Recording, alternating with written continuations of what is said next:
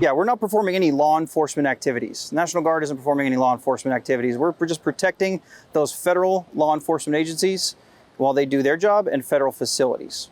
That's what we're doing. So the 7th of June, the President, at direction of the President and the Secretary of Defense, he federalized the National Guard to Title 10 orders, and we moved and converged from throughout our home station armories and locations to Los Alamitos here, Joint Force Training Base Los Alamitos.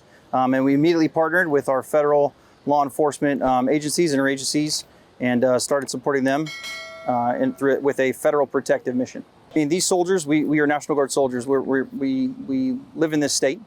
You know, I think peaceful protest is an important part of our society, and we're there just to protect those facilities from any risk and protect these federal law enforcement agencies. Yeah, so I mean, you've seen on the news, you've seen our soldiers out there with the shields, with those crowd control shields, just protecting those buildings, standing guard. It's a static display in some areas, and then just making sure that those federal law enforcement partners are protected as they perform their functions.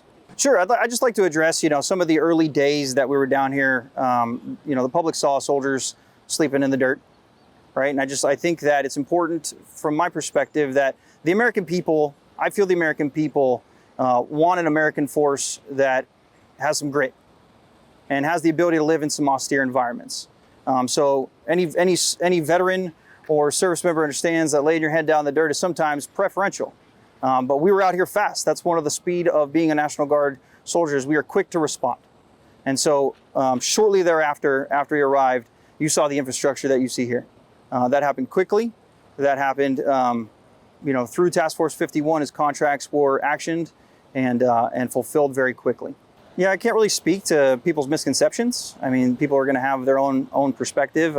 Again, being part of the National Guard, federalized on Title 10, we're at the direction of the President and the Secretary of Defense, we're here to do that mission.